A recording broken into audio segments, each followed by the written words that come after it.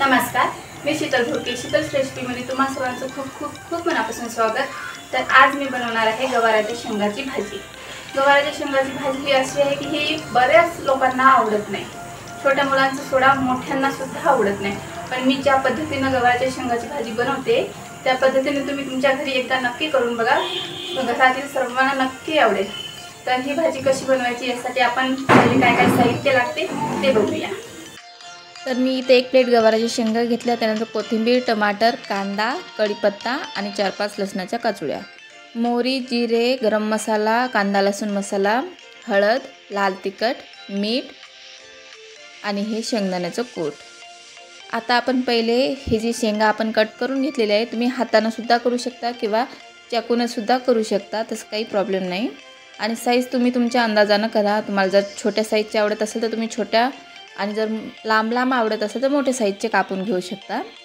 आता आपण हे स्वच्छ धुवून घेऊया सर्व, म्हणजेच गवाराच्या शेंगा, कोथिंबीर, टमाटर, मी कढीपत्तासुद्धा धुवून घेतलेला आहे कारण की बाहेर थोडंसं त्याच्यावर धूळ दिसली होती मला. आता आपण टोमॅटो कट करून घेऊया. म्हणजे आपण सर्व भाज्या आता कट करून घेणार आहे. टोमॅटो, कढीपत्ता, कांदा आपल्याला कट करून घ्यायचा आहे.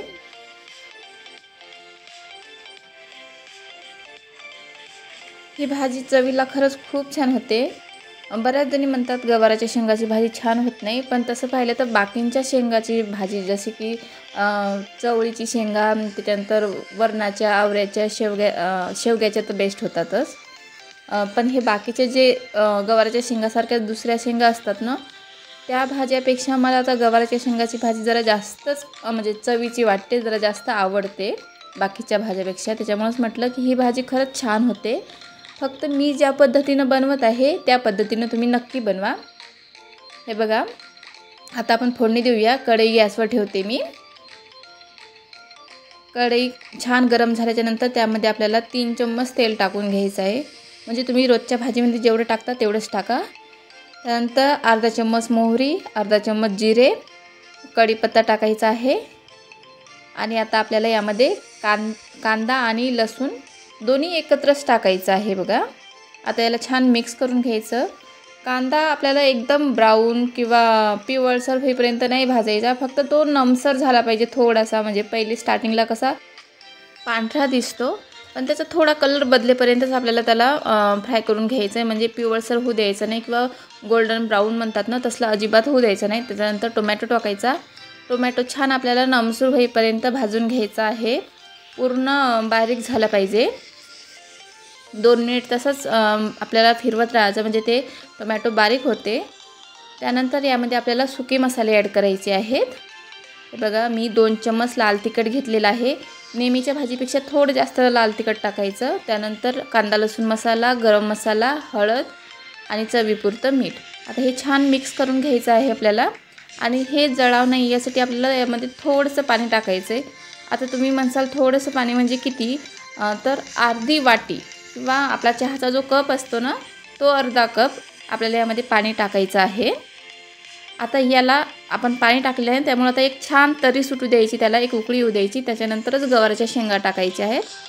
आता याला छान मिक्स करून घ्यायचं आहे. आणि आता याच्यावरून आपल्याला शेंगदाण्याचा कूट टाकायचा. शेंगदाण्याचा कूट अगोदर टाकायचा नाही, शेंगा टाकल्याच्या नंतर कूट टाकायचा आणि थोडीशी कोथिंबीर टाकायची. आता हे छान मिक्स करून घ्यायचं आहे आपल्याला. खूप छान होते ही भाजी. या पद्धतीने तुम्ही घरी नक्की करून बघा. आता याच्यामध्ये आपल्याला ही शेंगा शिजायसाठी पाणी टाकायचं आहे. पाणी मी अर्धा ग्लास टाकलेला आहे अंदाजी. तुमची जर भाजी जास्त असेल तर तुम्ही काय करा, ती जी शेंगा आहेत ना त्याच्या लेवलनं पाणी टाका.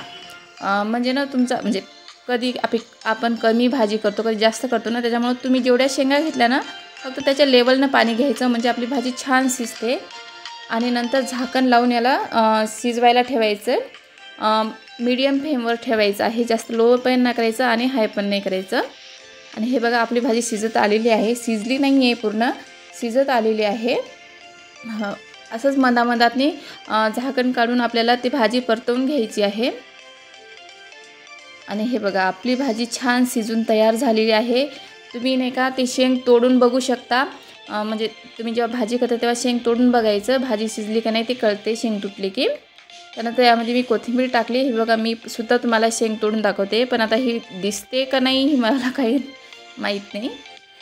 आता मी तुम्हाला प्लेटमध्ये घेऊन दाखवते. खरंच भाजी खूप छान होते आणि सुगंध तर खूप छान सुटलेला आहे. माझ्या आत्ताच तोंडात पाणी येत आहे. आत्ताच जेवण करावं असं वाटत आहे. हे बघा मी तुम्हाला जवळ घेऊन दाखवते. दिसायला सुद्धा खूप छान दिसत आहे आणि चवीला सुद्धा खूप छान लागते. तर कशी वाटली तुम्हाला ही रेसिपी? आवडलीच तर लाईक, शेअर आणि कमेंट नक्की करा. भेटू मग नवीन व्हिडिओमध्ये. बाय.